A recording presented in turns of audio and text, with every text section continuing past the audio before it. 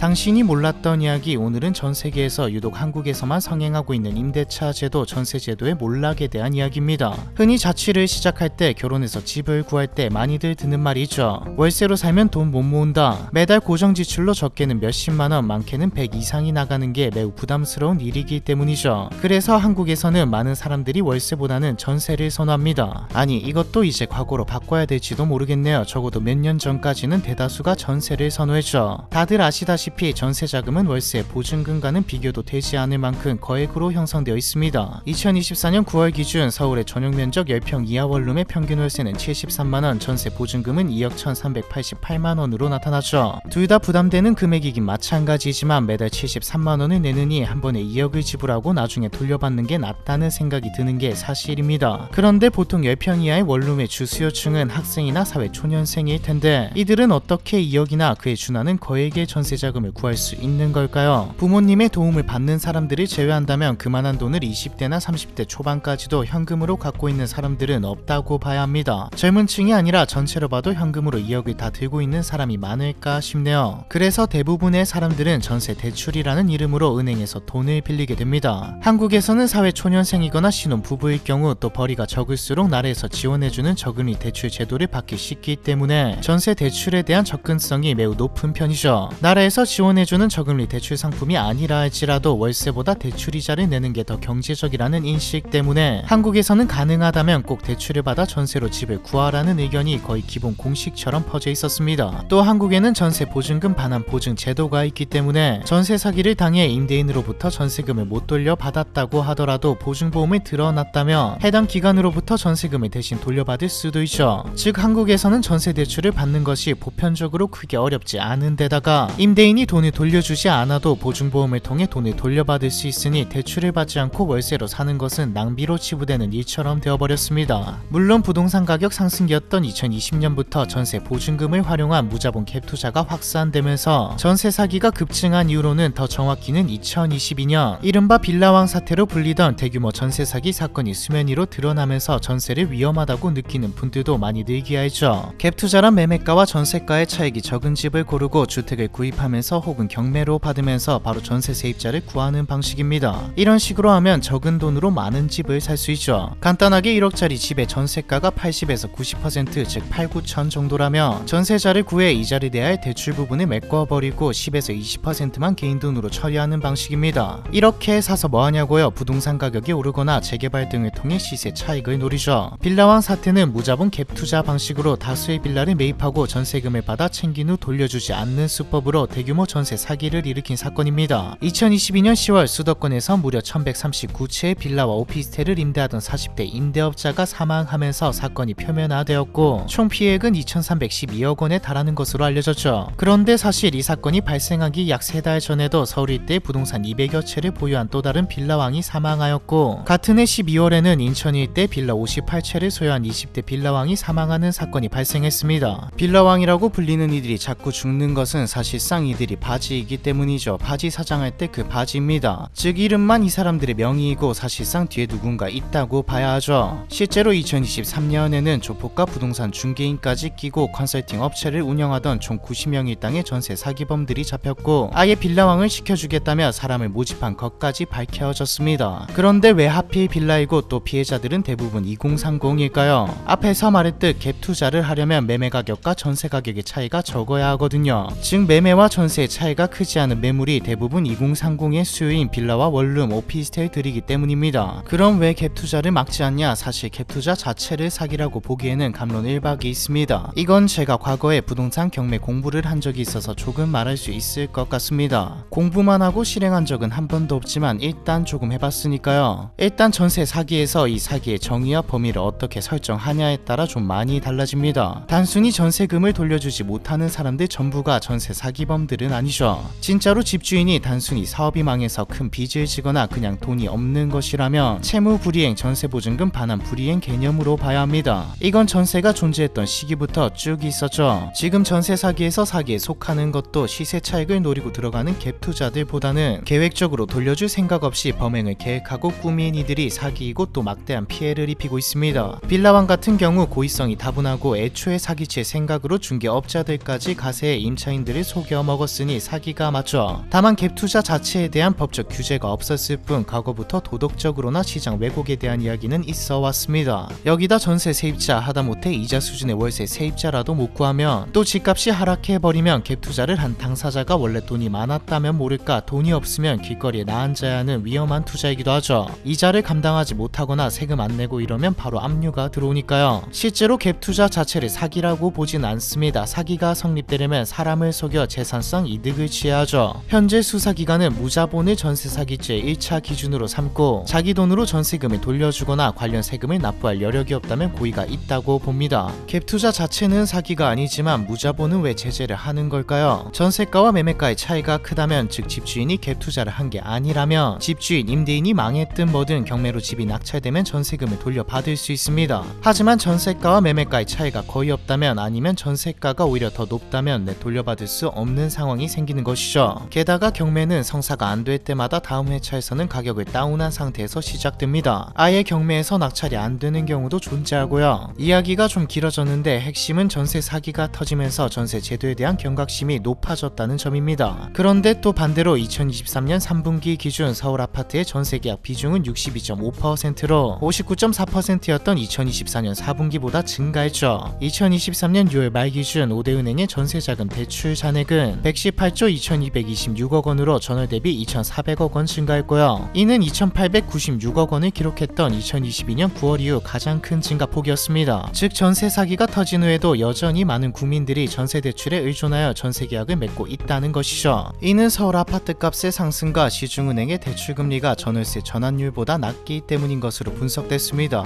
여기서 전월세 전환율이란 전세금을 월세로 전환할 때 적용하는 비율입니다. 예를 들어 1억 원의 전세금을 월세로 전환할 시 월 100만 원이 될 경우 전환율은 12%가 됩니다. 1억 원에 100만 원이면 1% 아닌가 싶지만 연단위 12개월이기 때문에 12%이죠. 따라서 대출금리가 전월세 전환율보다 낮아졌다는 것은 은행에서 돈을 빌리고 이자를 내는 것이 월세를 내는 것보다 경제적이라는 뜻입니다. 사실상 전월세 전환율 때문에 많은 사람들이 월세보다 전세를 택하고 있는 것이고요. 사실 지금 이야기들, 이때까지 이야기한 것들은 다 제쳐두더라도 한국의 전세제도는 이전부터 말이 많았습니다. 그리고 최근에는 오늘의 주제인 전세제도의 몰락이라는 말처럼 전세가 늘어난 것과는 다르게 제도 자체에 대한 결함과 부작용으로 인해 몰락 혹은 사라져야 한다는 말까지 나오고 있죠. 우리에게 당연하고 익숙한 제도처럼 느껴지는 전세는 사실 보편화된 제도도 아니거든요. 국제적인 관점에서 한국의 전세 제도는 독특하다 못해 이해하기 어려운 한국 고유의 시스템으로 여겨지는 수준이죠. 심지어 영어로도 전세는 그냥 전세라고 표기됩니다. 재벌이나 갑질이 한국어 발음 그대로 표기되는 것처럼 말이죠. 한마디로 외국에서는 전세라는 개념 자체가 거의 없다고 봐도 무방합니다. 때문에 외국 사람들은 한국 사람들이 대출을 받아 그 집을 사는 게 아니라 구태여 빌리는 것을 이상하게 볼 뿐더러 집주인에게 큰 돈을 맡기는 것을 매우 불안하게 생각하죠. 외국의 경우 월세 위주의 임대 시스템이 보편적인 데다 보통 보증금이 월세의 10배에서 20배 사이인 한국과 달리 외국은 월세 보증금이 1에서 3개월치 월세 정도에 불과합니다. 심지어 아예 보증금 없이 신용도 정도만 확인하고 임대하는 경우도 적지 않죠. 외국에도 전세 제도가 있기는 합니다. 하지만 실제적으로 존재하는 국가는 한국, 볼리비아, 인도이고 활성화된 국가는 한국밖에 없습니다. 그렇다면 한국은 왜 어쩌다가 세계에서 가장 특이하다고도 볼 수 있는 임대차 제도, 전세 제도가 보편적인 제도로 자리 잡게 된 것일까요? 한국에서 왜 전세 제도가 활성화되었는지는 역사를 조금 살펴봐야 합니다. 전세 제도는 1959년 민법에 전세가 포함되면서 법적 근거가 마련되었다가 얼마 안가 정부 정책으로 전세 제도가 장려되기 시작했는데 가장 큰 이유는 다름 아닌 주택 부족 문제 때문이었습니다. 1960에서 70년대 한국은 급속한 경제 발전 과정 속에서 심각한 주택 부족 문제를 겪었습니다. 1960년대부터 시작된 5개년 경제개발 계획으로 인해 급격한 산업화가 이루어지며 많은 일자리가 도시, 특히 서울에 집중되자 매년 약 50만 명이 서울로 이주해왔죠. 그 결과 서울의 인구는 1960년 245만 명에서 1970년 543만 명으로 급증했고요. 갑자기 서울에 많은 인구가 몰리자 주택 수요는 늘었지만 공급이 부족했고 당연히 주택값도 폭등하기 시작했습니다. 이 상황에서 전세는 집주인과 세입자의 이해관계가 맞아 떨어지는 거려죠. 당시 많은 사람들이 지방에서 일자리를 구하러 서울로 올라온 것이었기 때문에 당연히 집을 살 만큼의 돈이 없었는데 한편 집주인들은 집을 팔지 않으면서도 목돈을 마련하고 싶은 마음을 품고 있었습니다. 지금이야 집을 담보로 대출을 받으면 되지만 당시는 금융 시스템이 지금처럼 발달하지 않았기 때문에 은행 대출을 받는 것 자체가 매우 매우 어려웠거든요. 이런 배경 덕에 전세는 양쪽 다 만족할 수 있는 방식의 거래였죠. 이런 생각 해보셨을 겁니다. 아니 집주인은 전세로 집을 내놓으면 무슨 이득이 있는 것이, 통장에 넣어놔도 이자가 얼마 안 되는데. 애초에 전세는 고금리와 집값 상승을 바탕에 두어야 가능한 거래 방식입니다. 금리도 낮고 만약 전국의 집값이 상승하지 않는다면 집주인 입장에서는 전세 계약을 할 이유가 하나도 없죠. 70년대까지만 해도 저축금리는 12%, 대출금리는 20%에 달했는데 부동산에 더 투자하고 싶어도 집주인은 대출을 받기 부담스럽고 앞에서 말했듯 대출이 잘 나오지도 않았죠. 즉 서울에 일하러 올라온 사람들은 집이 비쌌기에 전세 제도를 통해 돈을 맡겨놓으면 손해 없이 집을 구해 살 수 있고, 반대로 집주인은 목돈을 마련해 다른 집을 사거나 투자를 하거나 혹은 은행에 넣어둬도 이자가 꼬박꼬박 어느 정도 나오니 서로 이해관계가 맞아 떨어지는 거래였습니다. 집을 구할 정도의 전세 자금이 없다면 방을 기준으로 전세를 하기도 했습니다. 집주인과 세입자 모두가 위민할 수 있다며 인기를 끌기 시작한 제도가 바로 전세제도인 것이죠. 즉 당시 전세제도는 금융 시스템이 발달하지 않은 상황에서 일종의 사금융 역할을 한 겁니다. 또한 전세제도를 통해 개인 간 작은 거래가 활성화되면서 자본 축적을 촉진했고, 이는 곧 국가 경제 성장에 크게 기여하기도 했죠. 시간이 흐르며 전세는 자연스럽게 집을 사기 전 돈을 모으는 중간 단계로 여겨질 만큼 한국에서 가장 보편적인 임대차 제도로 자리 잡게 되었습니다. 그러나 1990년대 후반 IMF 외환위기가 터지면서 경제 전반이 위축되자 부동산 시장 역시 함께 위축되었죠. 많은 기업들이 구조조정을 하면서 고용 불안정이 증가하자 장기 주거 계약인 전세에 대한 수요도 감소하게 되었습니다. 또 집주인이 망하거나 하는 이유로 전세금을 돌려주지 못하는 일도 급증하게 되었죠. 앞에서 말했듯이 전세 자체가 고금리와 집값 상승을 바탕에 두고 시행되는 것입니다. 금리도 낮고 집값이 그대로라면 떨어지기라도 한다면 입장 바꿔 집주인 입장에서는 전세를 줄 이유가 없죠. 대출이야 은행에서 하면 되고 월세라도 받아야 하니까요. 실제로 부동산 가격 상승이 둔화되고 저금리 정책이 시행되면서 전세금을 받아 다른 집을 사는데 투자하거나 전세금을 예금하여 이자 수익을 얻으려는 집주인들의 이익 역시 줄어들게 되었습니다. 결과적으로 많은 집주인들이 월세를 선호하기 시작했죠. 그러다 IMF에서 벗어난 2000년대 중반부터 2010년대 초반에는 저금리였지만 동시에 집값 상승이 일어나면서 전세 보증금을 활용한 이른바 갭투자 현상이 증가합니다. 앞서 말한 고금리는 사라졌지만 집값 상승에 대한 기대감은 있었으니까요. 갭투자 수요가 증가하면 결국 매매 가격이 상승하여 전세 가격이 덩달아 상승하게 되고, 또 갭투자로 집을 산 집주인은 자신이 은행에 상환하거나 다른 곳에 투자해서 수중에 없는 세입자의 전세금을 만들기 위해 새로운 세입자에게 더 높은 전세금을 받으려 하기 때문에 전세 가격은 이래저래 상승하게 되었죠. 이러다 보니 결국 깡통 전세까지 나오게 되었고요. 2010년대 중반부터는 전세보증금 반환 문제가 사회적 이슈로 부각되기 시작했습니다. 결국 2015년 주택도시보증공사 허그가 전세보증금 반환 보증 상품을 출시하였죠. 이 보증보험 덕분에 많은 사람들이 전세금을 돌려받지 못할까 하는 불안에 떠는 일은 확연히 줄어들었지만 그만큼 다시 전세 수요가 급증하게 되었습니다. 아무리 빌라왕 사태와 같은 전세 사기가 증가하고 있다고 한들 보증보험을 들어놓으면 돌려받을 수 있다는 생각 때문에 전세 대출에 대한 진입장벽이 여전히 낮은 상황이죠. 하지만 앞으로는 이야기가 달라질 듯 보입니다. 이젠 예전과 달리 보증보험 가입이 어려워질 것으로 전망되거든요. 또 재정도 한계에 다다랐습니다. 허그의 최근 5년간 전세보증금 반환보증 보험의 수수료 수입은 3,525억 원이었습니다. 하지만 같은 기간 동안 전세보증금 반환에는 100조 원이 훌쩍 넘게 사용되면서 결과적으로 막대한 손해를 보게 되었죠. 즉 허그는 현재 전세 사기 증가로 인해 집주인 대신 세입자에게 전세금 즉 대입 변제액을 제공하는 일이 증가하다 보니 심각한 적자를 겪게 되어 재정 상태가 급속도로 악화된 상황입니다. 이 사태를 해결하고자 정부는 2023년 5월 1일부터 전세가율 정책을 변경하여 보증보험 가입 기준을 강화했습니다. 여기서 전세가율이란 주택의 매매 가격 대비 전세 가격의 비율입니다. 전세 가격을 매매 가격으로 나눈 뒤 곱하기 100을 하면 이 비율이 나오는데, 전세 가격이 높을수록 매매 가격과 전세 가격의 차이가 적다는 뜻이고, 반대로 전세가율이 낮을수록 매매 가격과 전세 가격의 차이가 크다는 뜻이죠. 전세가율이 100%에 가까워지면 이른바 깡통 전세 위험이 높아지고요. 2023년 5월 1일 전까지는 전세가율 100% 이하 주택까지 보증보험 가입이 가능했는데 2023년 5월 1일부터는 전세가율 90% 이하 주택만 보증보험 가입이 가능해진 상황입니다. 하지만 이 조정에도 불구하고 허그의 재정 상태는 계속 악화되고 있습니다. 허그는 2023년 3조 원대 적자를 기록했는데 2024년 1월부터 9월 동안에도 대입변제액이 3조 220억 원에 달했죠. 반면 2023년 1에서 8월 기준 허그가 집주인에게 회수한 금액의 비율은 8%대에 불과했고요. 아니 허그는 돈 똑바로 회수 안 하고 뭐 하는 거냐 이런 의문이 들 수 있는데, 많은 집주인들이 부동산 시장 침체로 인해 주택 가치가 하락하여 채무 상환 능력이 떨어지는가 하며 아예 파산하거나 개인 회생을 신청하는 경우도 많습니다. 앞에서 나온 빌라왕처럼 사기칠 생각으로 하는 경우도 있고요. 심지어 자산을 은닉하거나 해외로 도피하는 케이스가 증가했기 때문에 회수가 말처럼 쉽지 않은 상황이죠. 때문에 허그의 대입 변제액은 7조 원을 돌파할 것으로 전망되고 있습니다. 심지어 보증보험이 아예 발급 중단될 가능성까지 말이 나오고 있죠. 원래 허그의 보증 한도는 자기 자본의 60배였는데 허그의 재정 위기를 해결하고 전세보증금 반환 보증 등 주택 관련 보증 서비스가 중단되지 않게끔 2024년부터 보증 한도를 90배로 늘렸으나 이마저도 소용이 없는 상황이거든요. 현재 허그의 추산대로라면 올해 4분기에 실제 보증 배수가 132.5배로 지속해 되는데, 이렇게 되면 2025년부터는 전세금 반환 보증을 아예 해줄 수 없게 됩니다. 그렇다고 계속 법을 바꿔 보증 배수를 높이면 단기적으로는 보증 서비스를 유지할 수 있겠으나 장기적으로는 대입 변제 능력이 계속 저하될 뿐만 아니라 정부 재정에도 부담이 증가하죠. 허그의 손실이 계속 늘어나는데도 보증을 계속 해주려면 결국 국가는 필요한 돈을 국민의 세금으로 충당할 수밖에 없으니까요. 결국 허그의 손실은 세금 내는 우리의 손실이나 다름없는 것이죠. 상황이 이렇다 보니 전세제도의 지속 가능성, 즉 전세제도 자체에 대한 우려가 나오고 있습니다. 제목인 전세제도의 몰락이 수면 위로 떠오른 것이죠. 사실 전세제도에 대한 비판은 단지 최근 몇 년 동안 급증한 전세 사기와 이를 대신 변제해주다가 대규모 적자를 맞은 허그 때문에 생긴 것이 아니죠. 몇 번이나 말했듯 전세는 고금리 혹은 집값 상승이 있어야 임차인과 임대인의 이해관계가 맞아 떨어지는 제도입니다. 전세 보증금은 금리가 내리면 오르고 이는 집값을 다시 밀어 올리게 만들죠. 집주인은 전세 보증금을 활용해 주택 구입을 하는 경우가 많은데, 전세금이 높을수록 더 큰 레버리지를 활용하게 되고 수요는 높아지기 때문에 집값이 오르는 것이죠. 반대로 금리 인상기에는 전세 보증금 하락과 집값 하락으로 이어지면서 보증금 미반환 리스크가 커지게 되고요. 그런 금리를 올린다 해도 과거에 비해 저금리 기조가 유지되는 지금 전세제도는 집값 상승에 기댈 수밖에 없는데, 전세제도가 유지되려면 집값을 계속 올려야 한다는 말과도 같습니다. 통화정책과 전세라는 논문을 발표한 시카고대 경영대학원 앤서니 장조 교수도 전세제도의 궁극적 결과는 중상층과 고소득층의 투기적 주택 구입을 위한 자금을 제공하는 것이라며, 전세 거래로 인한 집주인의 수익은 주택가격 상승에서 발생한다고 말했죠. 이렇기 때문에 실제로 전문가들은 현재 전세 보증제도가 전세 사기범들에게 악용되고 있고, 전세 보증제도는 국가 재정을 갉아먹는 구조라고 비판하면서 장기적으로는 월세 중심의 임대차 시장으로의 점진적 전환을 고려해야 한다는 의견을 내는 것입니다. 반대로 너무 뿌리 깊게 우리에게 박힌 제도라 단점을 보완해서 시행해야 한다는 의견도 존재합니다. 제 개인적으로는 전세제도는 지금 그대로 놔둔다 하더라도, 또 기준을 높여 사기 위험을 막는다 하더라도 결국에는 자연스럽게 사라지지 않을까 싶습니다. 공급자 입장에서 과거와 같은 고금리 시대는 오지 않을 텐데, 집값 안정의 입장에서 버블을 막아야 한다는 시선에서 봤을 때 계속 전국의 집값이 상승할 수도 없는 노릇이니까요. 얼마 전 일본 아키하 문제, 빈집 문제에서 말했듯 일부 지역을 제외하면 더 이상 집값이 오르지 않는, 심지어 공짜로 대여까지 해주는 상황이 벌어질 것은 예견된 미래입니다. 빈집이 넘쳐날 테니까요. 그럼 서울에서만 전세제도가 살아있을 텐데 이건 말이 안 되죠. 지금도 벌써 서울 동남권, 서초구, 강남구, 송파 같은 지역만 집중적으로 상승하고 있는데, 이 말은 먼 미래에 동남권만 전세제도를 유지할 수 있다는 말과도 같습니다. 이민자를 말도 안 되는 수준으로 봤던가 갑자기 출산율 3.0 이상을 찍으며 베이비붐이 오지 않는 이상 말이죠. 여러가지 의미로 우리는 격변의 시대에 살고 있는 것 같네요. 전세제도의 몰락에 대한 이야기, 이번 편은 여기까지입니다.